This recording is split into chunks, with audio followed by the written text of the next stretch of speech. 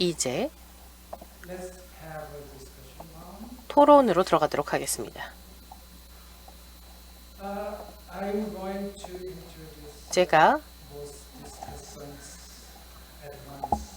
두 분의 패널을 한꺼번에 소개하겠습니다. 첫 번째 토론자는 성봉근 교수님이십니다. 성봉근 교수님께서는 서경대학교 공공서비스 대학원에 종사하고 계십니다. 재직을 하고 계시고 학장으로 재직하고 계십니다. 전문 분야는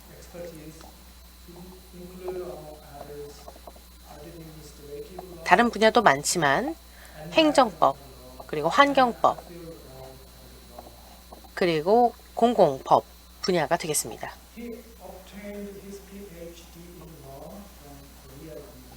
고려대학교에서 법학 박사를 취득하셨고 다양한 기관과 공동체에서 커뮤니티에서 공동의장을 맡으셨습니다. 특히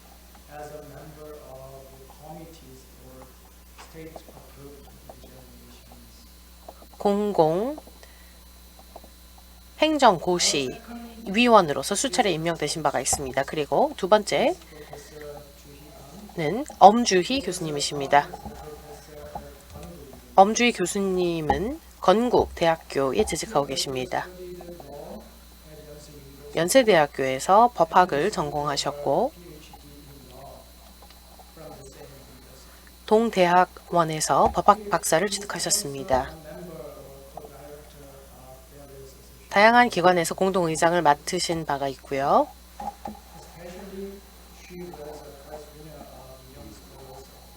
특히 영스칼러 수상을 하신 바가 있습니다. 젊은 학자 수상을 하신 거죠. 그리고 성봉근 교수님께서 순서상 첫 번째로 토론자로 나서 주시겠습니다.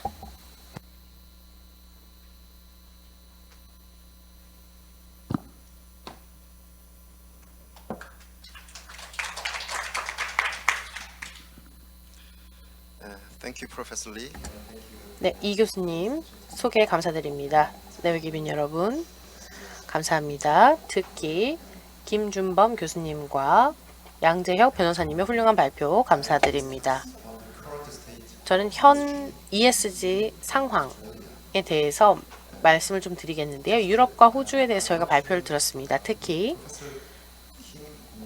김준범 교수님께 그리고 양재혁 교수님의 그런 아주 심도 있는 규제 관련한 법과 제정에 대해서 들을 수 있었던 점 인상적이었습니다. 환경 그리고 환경 사회 그리고 거버넌스 즉 ESG에 대한 관심이 높아지고 있는 가운데 법과 파이낸스 분야가 긴밀히 관련이 있음을 여러분 잘 아실 겁니다. 김준범 교수님의 발표를 봤을 때 우리가 유럽과 호주의 ESG의 현황에 대해서 아주 잘 알 수 있는 좋은 기회가 됐습니다. 호주에서는 공공기업이 어떻게 작용을 하는지 그런데 다음과 같은 또 질문을 드리지 않을 수가 없습니다. 유럽과 호주의 ESG 관련한 질문은 다음과 같습니다. 한번 생각을 해보시죠. ESG 투자에 대한 비판을 한번 해보도록 하겠습니다. ESG 투자의 목적은 기업의 정책에 기반한 어떤 투자처를 정하는 것입니다. 그런데 ESG 평가 기준이 굉장히 주관적입니다. 그리고 일관적이지 않습니다. 투자자에 따라 다릅니다. 아마 이 부분에 대해서 논의가 있을 수가 있습니다. 논쟁이 있을 수가 있습니다. ESG 투자가 실제로 기업의 사회적 책임과 관련이 있느냐라는 논쟁에 휩싸일 수가 있습니다. 그래서 이러한 ESG 투자 평가에 대한 카테고리를 더 많은 의견을 반영해서 개정을 해야 된다라는 그런 생각을 가지고 있습니다. 특히 ESG 투자를 봤을 때 그 방식을 봤을 때 장기적이고 지속 가능한 투자가 필요합니다. 그리고 단기적인 것을 지양해야 합니다.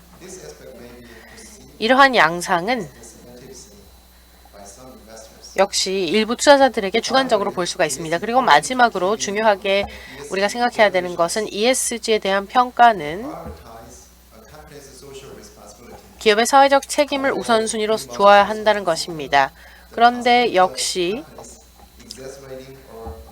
기업들이 합리적으로 ESG를 진행하느냐 아니면은 그 그린워싱을 예를 들어보면 그런 기업들의 활동을 과장하는 것이 아니냐, 그것을 통해서 평가를 받고자 하는 것이 아니냐라는 것이 생각해 볼 수가 있겠습니다. 따라서 ESG 투자와 관련해서 우리가 심도 있게 면밀하게 살펴보아야 되고 중요한 부분이 무엇인지 평가에 있어서 무엇을 중시해야 되는지에 대해서 김준범 교수님께 질문을 추후에 드리도록 하겠습니다. 그리고 또 발표 자료를 쭉 봤을 때 ESG 평가의 일관적이지 않은 모습에 대해서 이야기를 지금 다루고 계신데요. ESG 퍼포먼스는 ESG 평가에 큰 영향을 미칩니다. 그런데 복합성, ESG의 복합성 때문에 평가가 제대로 되고 있지 않습니다. 그리고 일관적이지 않은 경향이 있습니다. 더 많은 노력을 통해서 심도 있고 조금 더 정확한 다양성, ESG 요소에 대한 다양성 평가가 이루어져야 됩니다. 이런 문제를 어떻게 해결할 수 있을지에 대해서 조금 답변을 들어보고 싶습니다. 그 다음 ESG 스코어를 개선하기 위해서 그리고 그 평가, ESG 등급 평가의 한계에 대해서 말씀을 드리고 싶습니다. ESG 평가를 봤을 때 공정성, 투명성, 신뢰성 등이 중요합니다. 그런데 이러한 과정 자체가 충분하지 않을 수가 있습니다. 이렇게 해서 ESG 점수가 과연 높아질까라는 생각이 듭니다. 제대로 평가할 수 있을까라는 생각이 듭니다. 그리고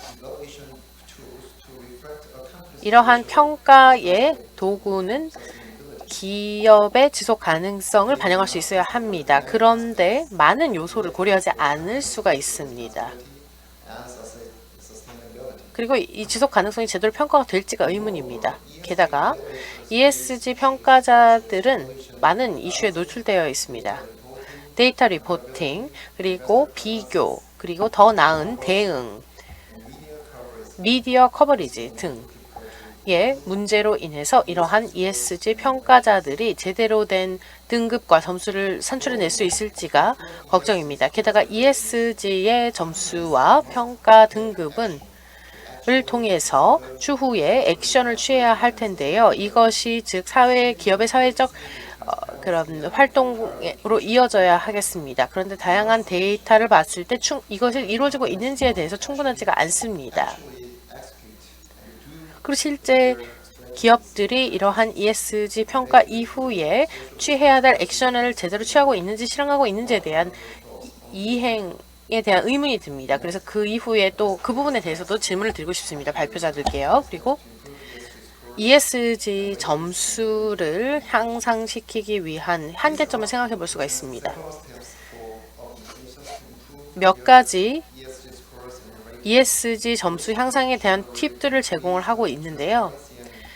투명성을 높이고 신뢰도를 높이는 그런 방법을 소개하고 있습니다. 그런데 이 과정 자체가 아마도 충분하지 않을 수가 있습니다.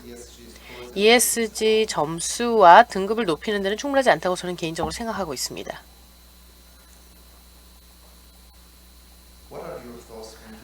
이 부분에 대해서 어떤 의견을 가지고 계신지가 알고 싶습니다. CCR 그린 클래스 그레이팅 평가에 대해서 그리고 그린하우스 온실가스 배출에 대한 그 내용 한계점에 대해서 생각을 해보도록 하겠습니다. 온실가스 배출의 타겟을 삼고 있는 기업들이 있습니다. 그렇지만 평가자들이 이미 온실가스 평가에 대한 기준을 기존의 그 기업들이 갖고 있는 것과 조금 다르게 잡고 있을 수가 있습니다. 그러면 우리가 어떤 정확도와 신뢰도를 높이기 위해서 매트릭스의 어떤 부분을, 계산식의 어떤 부분을 향상시켜야 할까요? 점수를 신뢰하나요? 그 점수를 신뢰하십니까?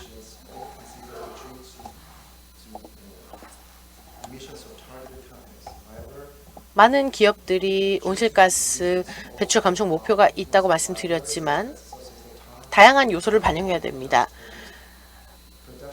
생산량과 시간도 중요한 요소라고 생각을 합니다.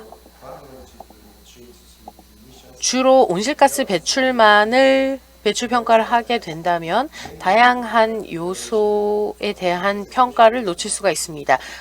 그렇게 되면은 기업의 사회적 책임과 지속 가능성을 제대로 있을지에 대한 의문이 듭니다.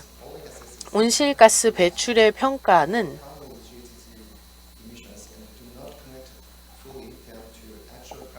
실제적인 실행과는 큰 관련이 없어 보입니다.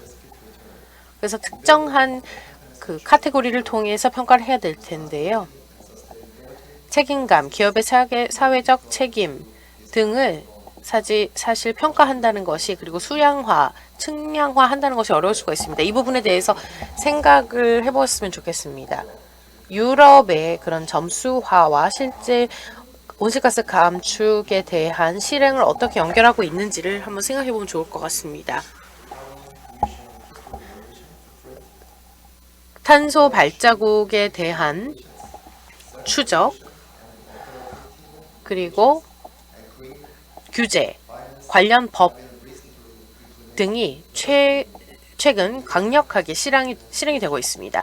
법적인 차원에서 굉장히 많이 그런 적용이 되고 있습니다. 그러면 김준범 교수님께서 이런 유럽의 현상이 어떻게 이렇게 소개가 되고 있는지 연구가 있으면 좀 소개를 해주시면 좋겠습니다. ESG 전망에 대한 그 개요를 말씀을 드리면서 조금 양재혁 변호사님께 더 많은 설명을 듣고 싶습니다. 제가 생각했을 때 발표 자료가 좀 호주에 대한 분석의 세부사항이 조금 적은 것 같습니다.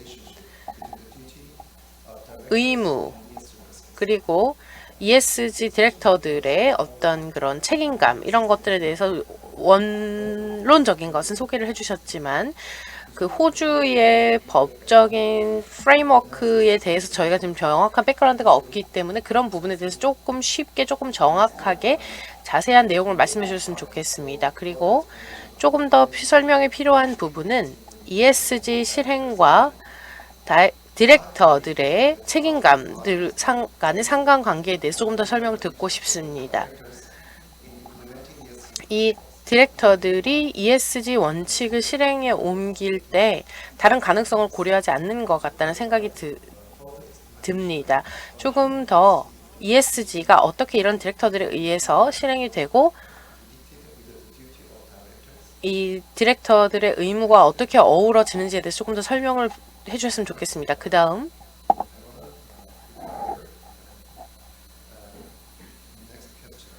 질문을 드리겠습니다. 충분하지 않은 정보가 있었던 것 같습니다. 공적 이익을 추구하는 기관들은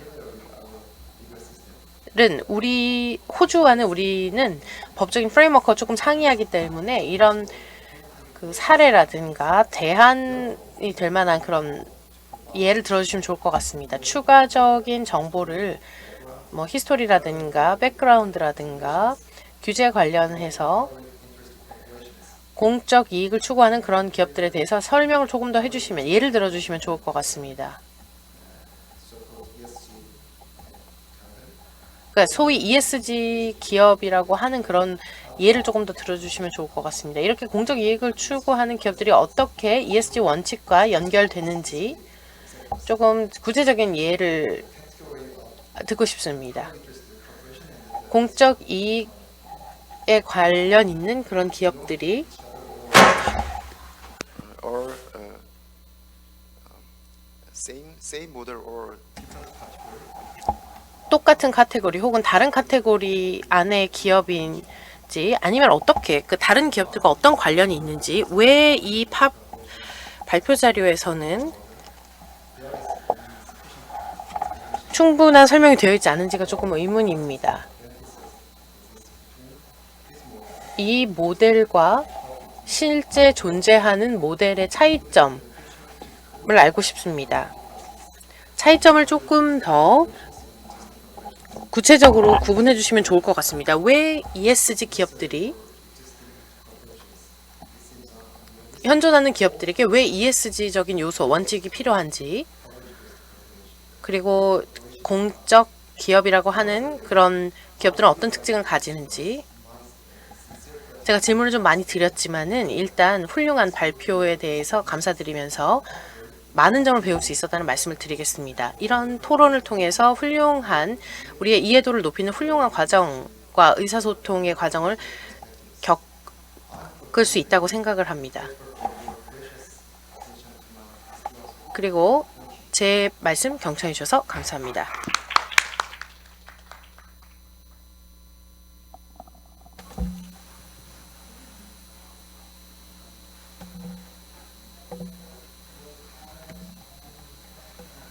네, 코멘트와 질문 잘 들었습니다. 성 교수님께서 코멘트를 주셨는데요.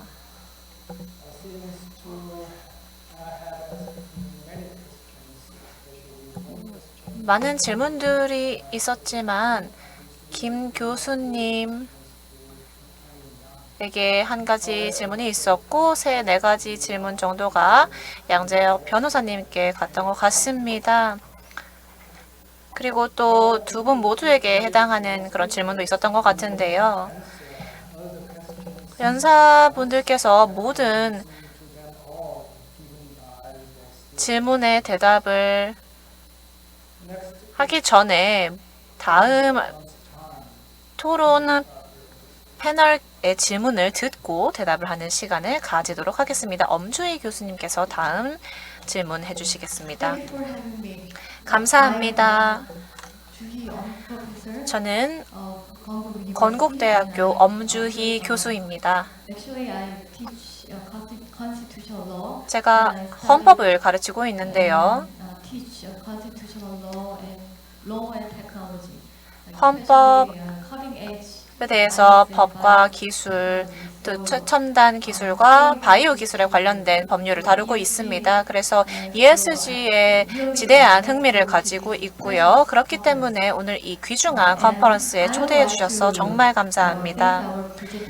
가장 먼저 오늘 발표해 주신 연사분들께 감사 말씀 드리고 싶습니다. 첫 번째 발표해 주신 김 교수님, 어떻게 기업들이 환경 그리고 지속 가능성을 달성하기 위해 발전해 왔는지 1960년대부터 이후에 이런 발전 과정을 말씀해 주셨는데요. 흥미로웠던 점은 기업들이 점진적으로 비즈니스 활동을 바꿔왔다는 것인데, 그래서 환경 지속 가능성의 중요한 쪽으로 그 과정을 바꿔왔다는 것입니다. 또 몇 가지 주요 요소를 짚어주셨는데요.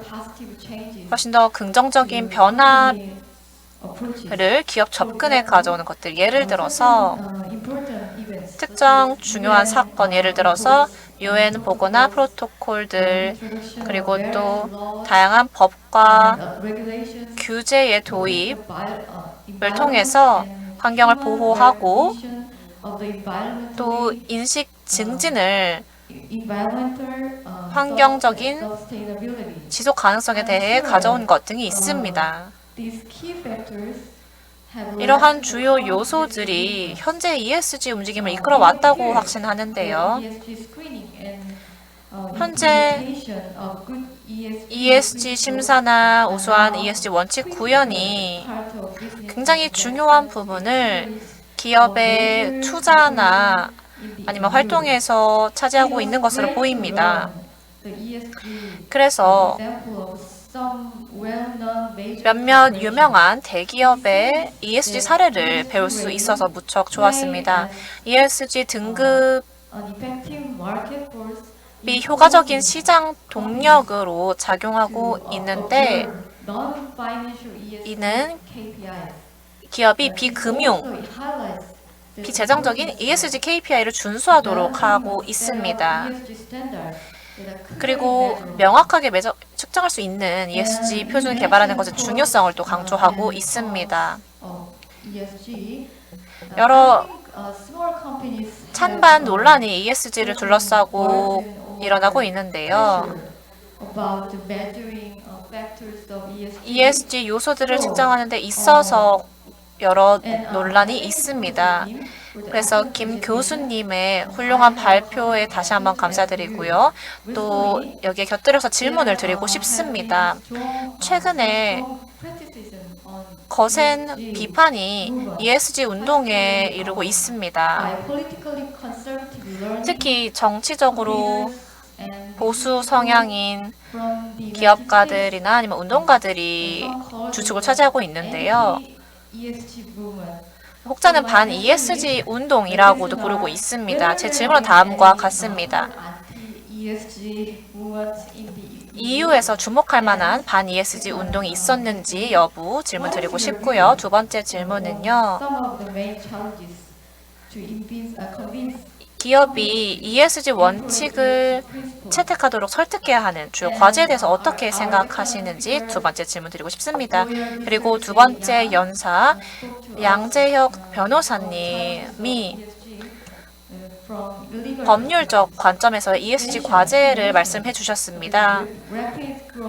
변호사님께서는 ESG가 급속하게 성장하고 있고 이 때문에 회사 이사의 역할에 문제가 제기되고 있다라고 말씀해 주셨는데 특히 이사회의 의무는 주주와 투자자의 이익을 위해서 행동해야 하는데 이와 관련된 문제가 제기되고 있다고 언급하셨습니다. 그렇다면 법적 의무가 ESG를 발전시키는 데 있어서 제한적인 요소로 작용할까요? 그리고 양 변호사님께서 또 흥미로운 지적을 해주셨는데요. 회사 이사회는 ESG 기준을 충족하지 못할 경우 또 회사 이사가 ESG 문제 관련해서 상당한 자원을 할당한다고 할 때 법적인 의무를 위반했다고 하는 비판을 받을 가능성이 있다고 말씀해 주셨습니다. 그래서 양 변호사님께서 공적인 기업이 일반 영리 기업보다 ESG 원칙에 더 잘 부합할 수 있다고 말씀해 주셨는데요.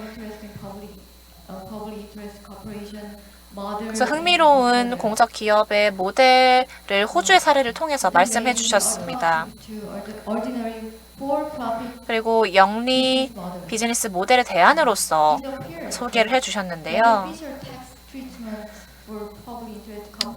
공공기업에 대한 유익한 세제 혜택이 다양한 공익법인 모델의 신속한 개발을 촉진할 수 있을 것으로 보입니다.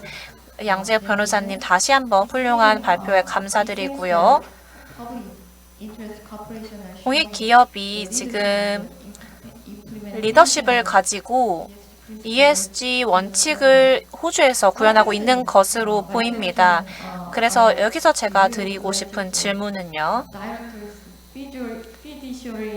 이사들의 이제 주주에 대한 신인 의무와 관련해서 질문 드리고 싶습니다.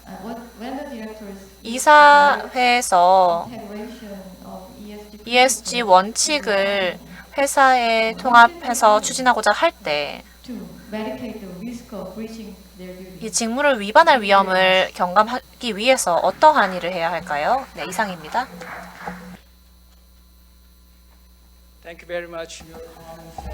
네, 코멘트와 질문 주신 패널 여러분 감사합니다.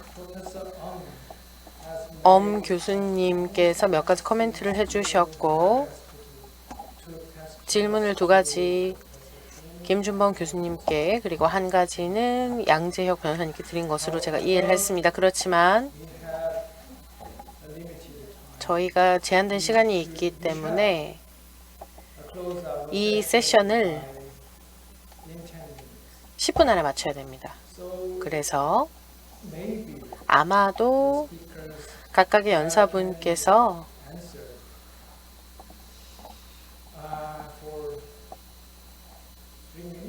3분 정도 하시면 어떨까요? 누가 먼저 하시겠습니까? 순서에 따라서 김준범 교수님이 먼저 답변해 주시면 감사하겠습니다.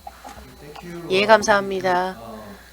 좋은 코멘트와 질문을 받은 것 같습니다. 제가 모든 질문을 답변 드릴 수 있을지는 모르겠지만 몇 가지 답변을 드리도록 하겠습니다. 제가 제품 디자인을 수업을 하고 있습니다. 어떤 제품을 디자인할 때 어떤 일정한 비용이 들겠죠. 그리고 이것이 내구성이 있는지 여러 가지 환경적인 재활용 측면이라든가 그런 것에 대해서 고려를 하게 됩니다. 그래서 ESG라는 것이 회사가 투자해야 될 부분 중에 하나임은 분명합니다. ESG의 점수는 굉장히 좋습니다. 그런데 평가가 기술적으로 정말 열악합니다. 그럼 여기다 투자하겠냐라고 했을 때 제가 그러니까 반 ESG 운동이 있는지조차 사실 잘 모르겠습니다. 그래서 우리가 어떤 기업의 태도라든가 기업의 성공을 평가하는 척도가 있어야 하는데 아마도 다른 방식이 됐든 어떤 미래의 방식이 됐던 ESG가 미래에 있을 일에 대해서 어떤 평가를 하는데 도움을 줄 수가 있습니다. 그것이 우리의 접근법이 될 수가 있습니다. 왜냐하면 ESG가 기업의 투자를 결정할 수 있는 주요한 요소로 자리 잡았기 때문입니다. 그리고 또한 중요한 방법과 도구들, 이런 지수들을 다 사용할 수가 있겠죠. 다른 것 중요한 것들도 많습니다. 그래서 투자를 할 때는 꼭 ESG를 포함해서 다른 모든 요소를 고려해야 됩니다. 아주 많은 요소들이 있겠죠. ESG가 그 중에 하나일 뿐입니다. 그래서 그게 한 가지 제 코멘트가 되겠고요. 그리고 DCR 등급에 관련해서 그 인증서와 관련해서는요. 이것은 CO2 배출을 실제 측정하는 것이라기보다는요. 평가를 하기 전에 CO2가 얼만큼 배출되는지 그 기업의 입장을 보는 것입니다. 평균보다 높다, 평균인가 이런 것을 판단한 후에 CO2 배출을 제품 생애 주기와 다양한 기술을 고려해서 각 제품 생애 주기에 맞춰서 평가를 하게 됩니다. 그래서 이런 부분을 평가하는 것도 중요하고요. 그린 클래스로 평가를 하는 것, 그린 등급이 또 중요한 것 같습니다. 예, 제가 시간은 많지 않은 것 같아서 양재혁 변호사님께 마이크 넘기겠습니다. 네, 성봉근 교수님 감사합니다. 그리고 엄주희 교수님 감사합니다. 빠르게 답변을 드리도록 하고 싶은데요. 한 가지 질문에 대해서 답변 드리도록 하겠습니다. 성봉근 교수님의 질문으로 시작을 하고 싶은데요. 호주의 법 관련된 것입니다. 다른 국가들과 마찬가지로 이런 투자자나 아니면 수탁자들이 ESG에 관련해서 어떠한 행동을 할 수 있는 이런 단일 법안이 있지는 않습니다. 그러한 의무는 없다고 봐야겠는데요. 많은 제도적인 부분 아니면은 실행이 되고는 있지만 법적으로 규정된 바는 없고 의무로 규정된 바는 없습니다. 법과 규정이 권고사항으로는 존재하고 있고 그렇지만 굉장히 편파적입니다. 예를 들어서 현대 노예 방지법과 같은 것들이 있겠고 또 다른 차별 방지법 같은 경우도 있겠죠. 이런 것들이 합쳐지면서 ESG의 가치를 이제 높이고 추진할 수는 있지만 뿐만 아니라 또 다른 소프트 법률도 있습니다. 그래서 비즈니스 입장에서는 사실 이사회가 여러 어려움을 겪고 있습니다. 이런 것들을 다 따르고 규정을 맞추기가 사실 좀 어려운 부분이 있고요. 의무를 특히 따르면서 지켜야 하기 때문에 훨씬 더 어려움을 겪고 있습니다. 오전 세션에서 기업 입장에서 보면은 만약 회사들이 SME 같이 작은 기업이라면은 모든 ESG 규정을 따르기가 사실 어렵지 않느냐. 왜냐하면은 회사의 수익이 높지 않고 그렇다면 모든 ESG 가치를 사실 이행하기가 쉽지 않다라는 논의가 있었는데요. 그렇다면은 모든 자원을 할당할 경우에 ESG 할당할 경우에 수탁자의 의무를 저버리는 그런 법적인 의무를 위반하는 리스크를 떠안게 됩니다. 그래서 지금 이러한 문제가 호주에서도 역시 일어나고 있습니다. 그래서 공익기업은 호주에서 지금 전통적인 영리기업과 또 전통적인 자선의 사이에 약간 있다고 보면 되겠는데요. 그래서 이들은 투자자들의 최대 이익을 위해서 활동을 하면서 동시에 거버닝 문서 아래서 활동을 하면서 몇 가지 중요한 주주들의 가치를 위해 노력하고 있습니다. 그래서 제가 그 다음으로는 엄주희 교수님의 질문에 답변 드리고 싶은데요. 이사회가 법적 의무를 위반하는 것에 대해서 이 리스크를 어떻게 경감할 수 있겠느냐라는 질문을 해주셨는데요. ESG 통합을 먼저 정의해야 된다고 생각을 합니다. 영리기업의 경우 이 분야에서 이사회는 ESG 부분에서 어떠한 경쟁력을 확보할 수 있는가를 봐야 합니다.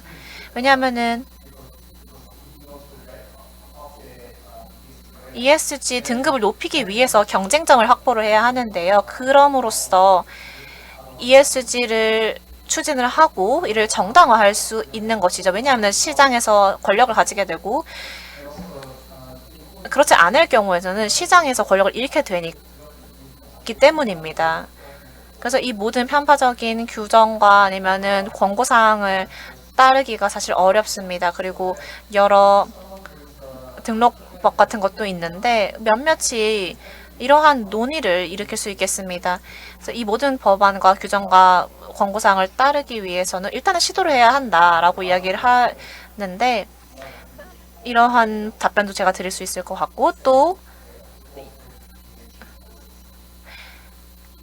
영리 기업으로서는 적절한 ESG 정책을 또 세워야 한다 이렇게 답변을 드리고 싶습니다. 답변 감사합니다. 저희가 호주와 유럽 연합의 사례를 많이 배울 수 있는 좋은 기회였습니다. 또한 유용하고 생산적인 시간을 보낸 것 같습니다. 이 세션이 잘 진행된 것으로 생각이 됩니다. 여러분의 훌륭한 발표와 토론 감사드리고요. 모든 참석자 여러분께서 발표자와 토론자 말씀을 잘 들으셔서 감사합니다. 이상 마치겠습니다.